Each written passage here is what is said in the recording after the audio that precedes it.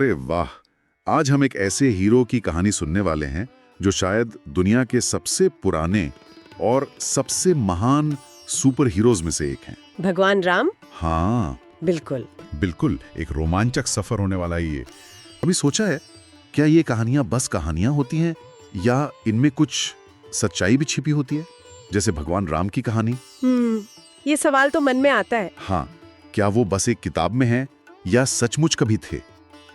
चलो आज इसी सवाल का जवाब ढूंढते हैं, साथ मिलकर उनकी कमाल की दुनिया की सैर करते हैं। जरूर, बड़ा मजा आएगा। मर्यादा पुरुषोत्तम, ये दो शब्द बहुत गहरे हैं। देखो, मर्यादा मतलब सीमाएं, सही आचरण, और पुरुषोत्तम मतलब पुरुषों में सबसे उत्तम, सबसे बेस्ट। अच्छा, तो मतलब सबसे अच्छे इंसान। हाँ बिल्कुल, वो आदर्श इंसान जिन्होंने हमेशा सही रास्ता चुना, चाहे वो कितना भी मुश्किल क्यों न हो। भगवान राम, जिन्हें हम भगवान विष्णु का 7वां अवतार मानते हैं। 7वां अवतार? हाँ, वो हमारे महान ग्रंथ रामायण के हीरो हैं। उनका पूरा जीवन एक खुली किताब जैसा है। खुली किताब? हाँ। कैसे? मतलब वो हमें सिखाता है सच बोलना, अपना वादा निभाना, हिम्मत रखना और सबके लिए दिल में दया रखना। बहुत कुछ सिखाता है। वाह! तो चलिए कहानी शुरू करते हैं। कहाँ से? अयोध्या से। हाँ। अयोध्या नगरी। राजा दशरथ और रानी कौशल्या के प्यारे राजकुमार थे राम। सही बात है। अच्छा, फिर कहानी आगे बढ़ी और आया एक बड़ा ही रोमांचक दिन, देवी सीता का स्वयंवर। ओ हाँ, स्वयंवर। हाँ, बड़ा दिलचस्प किस्सा है वो। सोचो, एक बहुत बड़ा हॉल, दूर दूर से बड़े बड़े राजा महाराजा आए हुए, और बीच में रखा था भगवान शिव का एक बहुत भारी विशाल धनुष। हाँ, और शर्त क्या थी? शर्त ये थी कि जो भी इस धनुष को उठाकर उस पर डोरी चढ़ा देगा, उसी से सीता जी का विवाह होगा। बाप रे, भारी धनुष पर डोरी चढ़ाना मुश्किल काम था। बहुत मुश्किल। बड़े बड़े योद्धा आए, उन्होंने पूरी ताकत लगा दी, पर मजाल है जो कोई उसे हिला भी पाया हो। सब फेल हो गए? हाँ, सब थक कर हार मान गए। फिर बारी आई राम जी की। तब क्या हुआ? वो आगे बढ़े, उन्होंने धनुष को प्रणाम किया, और जानते हो क्या हुआ? क्या? उन्होंने उठा लिया। अरे! उठाया ही नहीं, इतनी आसानी से उठाया जैसे वो कोई खिलौना हो, और जैसे ही डोरी चढ़ाने लगे, कड़ाक, धनुष टूट गया। अरे वाह! हाँ। धनुष टूट गया, सब हैरान रह गए। इस तरह राम जी ने सीता जी का हाथ जीता। राम जी ने दिखाया कि बल है, शक्ति और सम्मान का संतुलन। समझ गया। बिल्कुल, यही उन्हें खास बनाता है। अयोध्या में तो फिर खुशियां ही खुशियां होंगी। शादी हो गई, राजकुमार राम वापस आ गए। हाँ, खुशियां थीं, लेकिन फिर कहानी ने एक ऐसा मोड़ लिया जिसकी किसी ने कल्पना भी नहीं की थी। ओहो, क्या हुआ? राम जी की सौतेली माँ रानी कैकेयी, उन्हें राजा दशरथ ने कभी 2 वरदान देने का वचन दिया था। हाँ, सुना है मैंने। उन्होंने ठीक उसी समय अपने वो वरदान मांग लिए। एक से अपने बेटे भरत के लिए राजगद्दी मांगी, और दूसरे से? और दूसरे वरदान में राम जी के लिए 14 साल का वनवास। क्या? 14 साल जंगल में अयोध्या के राजकुमार के लिए? हाँ, 14 साल जंगल में रहना, ये सुनना ही कितना मुश्किल लगता है ना? बहुत ज्यादा। राजा दशरथ ने क्या कहा? राजा दशरथ तो सुन के टूट ही गए। वो अपना वचन वापस लेना चाहते थे, पर राम जी ने ऐसा नहीं होने दिया। मतलब राम जी मान गए? हाँ, राम जी चाहते तो मना कर सकते थे, बिल्कुल कह सकते थे कि गलत है, पर उन्होंने नहीं, एक बार भी सवाल नहीं किया। अपने पिता ने वचन दिया था, और उस वचन का मान रखना राम जी के लिए सबसे जरूरी था। अरे, उन्होंने तुरंत अपना राजसी लिबास उतारा, साधारण कपड़े पहने, और अपनी प्यारी पत्नी सीता जी भी साथ गई। हाँ, सीता जी भी साथ गईं, और छोटे भाई लक्ष्मण भी। वो अपने भाई के साथ जाने के लिए अड़ गए, बोले राम जी के बिना मैं एक पल भी नहीं रह सकता। भाई हो तो ऐसा? सच में ये त्याग बहुत बड़ा था। राजपाट, महल, आराम, सब कुछ एक पल में छोड़ देना, सिर्फ पिता के वचन के लिए। ये हमें सिखाता है कि अपना वादा निभाना, अपनी जिम्मेदारियों को समझना कितना महत्वपूर्ण है। इसे ही कहते हैं पितृभक्ति और वचन पालन। पितृभक्ति, वचन पालन। हाँ, ये राम जी के चरित्र की नींव है। सच्ची महानता त्याग और कर्तव्य पालन में ही दिखती है। तो वो चले गए जंगल, फिर वहाँ कैसे रहे? जंगल का जीवन तो बहुत अलग होता होगा। बिल्कुल अलग। महलों की जगह पेड़, नरम बिस्तरों की जगह जमीन। और राक्षस, कहानियों में सुनते हैं जंगल में राक्षस होते थे। हाँ, होते थे। चारों तरफ जंगली जानवर और कभी कभी राक्षस भी। पर राम जी ने वहाँ भी अपना कर्तव्य निभाया। क्या कर्तव्य? देखो, जंगल में कई ऋषि मुनि तपस्या करते थे, लेकिन कुछ राक्षस उन्हें बहुत परेशान करते थे। ओहो। उनके यज्ञ खराब कर देते थे। ओहो, बेचारे ऋषि। तो राम जी लक्ष्मण जी के साथ मिलकर उन ऋषियों की रक्षा करते थे। शूर्पणखा नाम की एक और शरारती राक्षसी थी, वाह। उसे भी सबक सिखाया। वाह, जंगल में भी हीरो। हाँ, वो हमेशा धर्म की रक्षा के लिए खड़े रहे, मतलब अच्छाई और सच्चाई के रास्ते को बचाने के लिए। ये वनवास मुश्किल तो था, पर लगता है राम जी और मजबूत बन गए। बिल्कुल, वनवास का ये समय कठिनाइयों से भरा था, लेकिन ये राम जी के चरित्र को और भी निखार रहा था। उन्होंने दिखाया कि हालात चाहे जैसे भी हों, हमें अपने उसूलों और कर्तव्यों से पीछे नहीं हटना चाहिए। हिम्मत से सामना करना चाहिए। बिल्कुल। पर जंगल में ही कहानी में सबसे बड़ा तूफान आया है ना? हाँ, सबसे दुखद मोड़। एक दिन लंका का राजा रावण। रावण 10 सिरों वाला। हाँ, वही। बहुत शक्तिशाली था, पर बहुत घमंडी भी। वो वहां आया, उसने एक चाल चली। क्या चाल? उसने अपने एक राक्षस को सोने का हिरण बनाकर भेजा। वो हिरण इतना सुंदर था, इतना चमकीला कि सीता जी उसे देखकर मोहित हो गई। सोने का हिरण, मैंने भी सुना है इसके बारे में। हाँ, तो सीता जी ने राम जी से उसे पकड़कर लाने को कहा। और राम जी चले गए? हाँ, राम जी सीता जी की इच्छा पूरी करने के लिए उस हिरण के पीछे चले गए। लक्ष्मण जी को सीता जी की रक्षा के लिए छोड़ गए। अच्छा, लक्ष्मण जी थे साथ में? हाँ, और जाते जाते लक्ष्मण जी ने कुटिया के चारों ओर अपने बाण से एक रेखा खींच दी। लक्ष्मण रेखा? बिल्कुल। और सीता जी से कहा कि कुछ भी हो जाए वो इस रेखा से बाहर न निकले। ये एक तरह की सुरक्षा रेखा थी। Safety line. हाँ, कह सकते हो। ये लक्ष्मण रेखा आज भी एक मुहावरे की तरह इस्तेमाल होती है। ये हमें अपनी सीमाएं जानने और उनका सम्मान करने की सीख देती है। अपनी सेफ्टी का ध्यान रखना। बिल्कुल। लेकिन हुआ ये कि जब राम जी हिरण के पीछे दूर निकल गए, तो उस राक्षस ने क्या किया? जोर से राम जी की आवाज में पुकारा, हे लक्ष्मण, बचाओ। अरे, नकली आवाज। हाँ, सीता जी घबरा गईं और उन्होंने लक्ष्मण जी को जबरदस्ती राम जी की मदद के लिए भेज दिया। ओह नो, तो कुटिया में सीता जी अकेली रह गईं? हाँ, और जैसे ही लक्ष्मण जी गए, रावण एक साधु का भेष बनाकर आया, भिक्षा मांगने लगा। साधु बन के? धोखा? हाँ, हाँ। सीता जी रेखा के अंदर से ही भिक्षा दे रही थी, पर रावण ने उन्हें बातों में लगाकर रेखा से बाहर आने को मजबूर किया।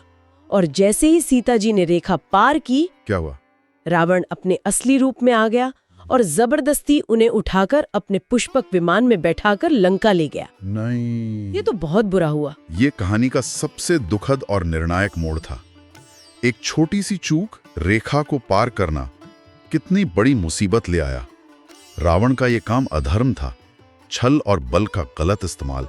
जब राम और लक्ष्मण वापस लौटे होंगे, तब क्या हुआ होगा? सोचो जरा। जब वो वापस लौटे और कुटिया खाली देखी, तो उनके दुख का कोई ठिकाना ना रहा। वो सीता जी को ढूंढते हुए जंगल जंगल भटकने लगे। बेचारी राम जी और लक्ष्मण जी। हाँ, पर यही उनकी मुलाकात हुई हनुमान जी से। अरे वाह, हनुमान जी की एंट्री, अब आएगा मजा। बिल्कुल। पवन पुत्र हनुमान, जो वानर राज सुग्रीव के मंत्री थे और फिर राम जी के सबसे बड़े, सबसे प्यारे भक्त बने। हनुमान जी तो मेरे भी फेवरेट हैं। उनकी ताकत और भक्ति। हाँ, हनुमान जी की राम जी के लिए जो भक्ति थी, जो सेवा भाव था, वो कमाल का है। वो हमें सिखाते हैं कि सच्ची दोस्ती और भक्ति में कितनी ताकत होती है, कितनी वफादारी और हिम्मत होती है। बिल्कुल। जैसे ही हनुमान जी को पता चला कि राम जी कौन है और उनकी परेशानी क्या है, उन्होंने तुरंत मदद का वादा किया। वो बुद्धिमान भी थे और बलवान भी। और उनकी सबसे कमाल की बात, वो उड़ सकते थे। हाँ, जब पता चला कि सीता जी को रावण लंका ले गया है, जो समुद्र के पार है, तो सवाल उठा कि भाई इतना बड़ा समुद्र पार करके कौन जाएगा? तब हनुमान जी आए होंगे। हाँ, तब हनुमान जी ने अपना विशाल रूप दिखाया और एक ही छलांग में पूरा समुद्र पार कर गए। एक छलांग में? सोचो जरा, ये तो सुपर पावर है ना, कमाल। और लंका पहुंचकर उन्होंने सीता जी को ढूंढा, उन्हें राम जी का संदेश दिया, हिम्मत बंधाई। और लंका में आग भी लगा दी, मैंने सुना है। हाँ, रावण की पूरी सोने की लंका में आग भी लगा दी।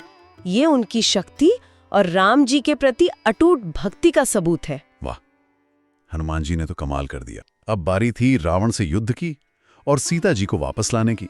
पर बीच में था वो विशाल समुद्र। हाँ, समुद्र कैसे पार किया जाए, ये बड़ी समस्या थी। तब राम जी ने क्या किया? तब राम जी ने वानर सेना की मदद से, जिसमें नल और नील नाम के 2 खास इंजीनियर भाई भी थे। इंजीनियर उस जमाने में? हाँ, कहानी तो यही कहती है। उन्होंने समुद्र पर पत्थरों से एक पुल बनाना शुरू किया। पत्थरों से पुल? पत्थर तो डूब जाते हैं। कहते हैं कि पत्थर पानी पर तैरने लगे क्योंकि उन पर राम नाम लिखा था। सच में? राम नाम लिखे पत्थर तैरने लगे? कहानी तो यही है। और सबसे हैरान करने वाली बात, क्या? आज भी अगर सैटेलाइट से भारत और श्रीलंका के बीच की तस्वीरें देखो तो समुद्र में पानी के नीचे एक पुल जैसी लंबी लाइन दिखती है। क्या सच में? हाँ, कुछ लोग इसे एडम्स ब्रिज कहते हैं और बहुत से लोग मानते हैं कि ये वही राम सेतु है जिसे राम जी की सेना ने बनाया था। अरे बाप रे, ये तो रोंगटे खड़े करने वाली बात है। क्या पता ये सच हो। ये वाकई में सोचने वाली बात है और वैज्ञानिकों के लिए खोज का विषय भी। पर कहानी के नजरिए से देखें तो ये पुल सिर्फ पत्थरों का पुल नहीं था। तो क्या था?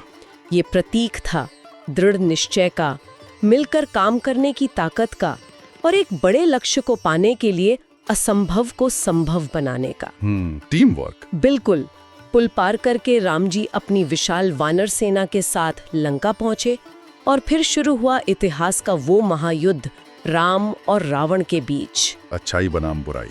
हाँ, ये सिर्फ 2 राजाओं की लड़ाई नहीं थी, ये थी धर्म और अधर्म की लड़ाई। रावण तो बहुत ताकतवर था, उसके 10 सिर थे। हाँ, बहुत शक्तिशाली था।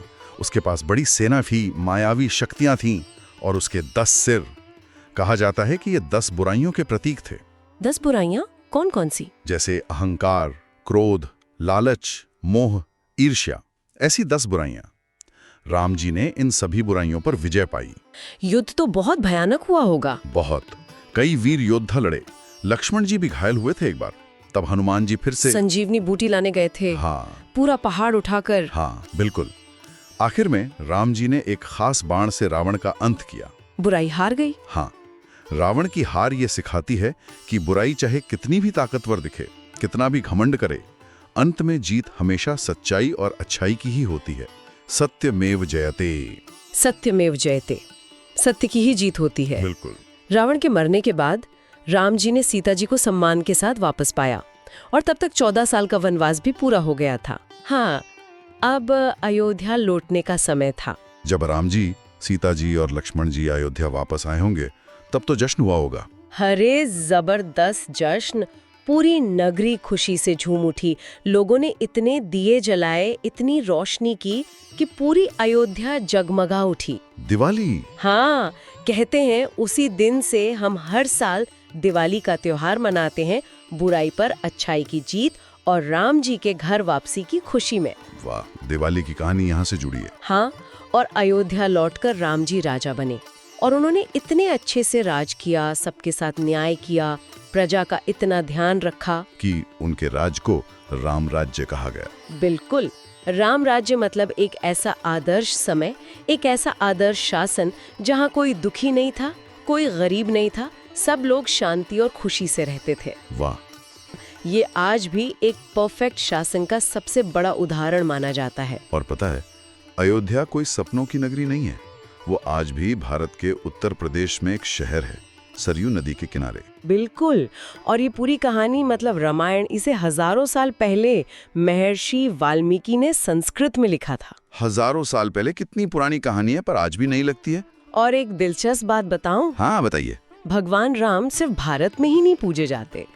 Thailand, Indonesia, Malaysia, Cambodia, Nepal जैसे कई देशों में राम जी की कहानी बहुत पॉपुलर है। सच में? दूसरे देशों में भी? हाँ, वहाँ के नाच गानों में, कला में, मंदिरों में रामायण के किस्से देखने सुनने को मिलते हैं। थाईलैंड में तो राजाओं के नाम के साथ आज भी राम जुड़ता है। अरे वाह, ये तो मुझे पता ही नहीं था। ये दिखाता है कि राम जी के आदर्श और उनकी कहानी की अपील दुनिया भर में है। तो दोस्तों, अब बताओ, राम जी का जीवन क्या सिर्फ एक कहानी है? नहीं ना? बिल्कुल नहीं। ये तो एक गाइड बुक जैसी है।